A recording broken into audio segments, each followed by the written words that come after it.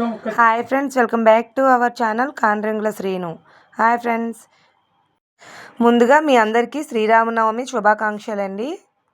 మా ఊర్లో సీతారాముల కళ్యాణం అయితే జరుగుతుందండి. ఈ కళ్యాణంలో మొత్తం 12 మంది జంటలు అయితే కూర్చొని కళ్యాణాన్ని అయితే చేయించుకుంటున్నారు. మేము చేయించుకుందాం అనుకున్నామండి, కానీ వాళ్ళు అయితే మాకు సడన్గా చెప్పారు. సో అందువల్ల మాకైతే కుదరలేదు. సో నెక్స్ట్ ఇయర్ ట్రై చేద్దామని సరిపెట్టుకున్నాంలేండి, ఇంకెందుకులే అని. గుళ్ళో అయితే ఒక పక్క దర్శనాలు అవుతున్నాయి, ఒక పక్క అయితే సీతారాముల కళ్యాణం అయితే చేస్తున్నారు. మా ఊర్లో అయితే సీతారాముల కళ్యాణం అయితే ఇలా జరిగిందండి.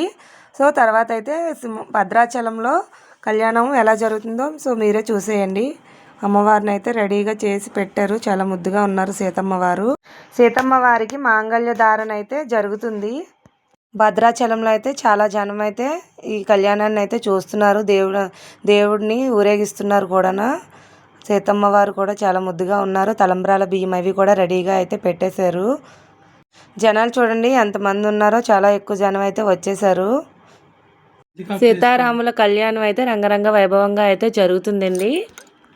ఈ కళ్యాణం చూడడం 2 కళ్ళు సరిపోవు. సీతారాముల వారికి మంగళహారతి అయితే ఇస్తున్నారు. సో తర్వాత అయితే రాముల వారికి జంజం అయితే వేస్తున్నారు.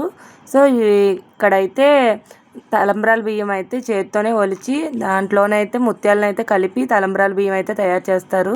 సో చాలా బాగా అయితే చాలా రంగరంగ వైభవంగా చాలా ఘనంగా అయితే వేడుకలు జరుగుతాయి భద్రాచలంలో. సీతారాముల వారిని పల్లకీలో అయితే ఊరేగిస్తున్నారు.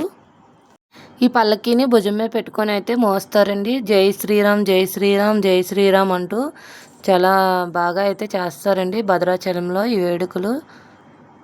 ఇక్కడైతే ఫుల్ ప్రోగ్రామ్స్ కూడా పెట్టి కళ్యాణ మండపం అయితే చాలా పెద్దదండి. చాలా బాగా అయితే డెకరేట్ చేశారు, చాలా బాగుంది. మీరు కూడా భద్రాచలం వెళ్ళుంటే కామెంట్ చేయండి ఫ్రెండ్స్. వీడియో నచ్చినట్టయితే లైక్ చేయండి, షేర్ చేయండి. మళ్ళీ సరికొత్త వీడియోతో ముందుకు వస్తాం.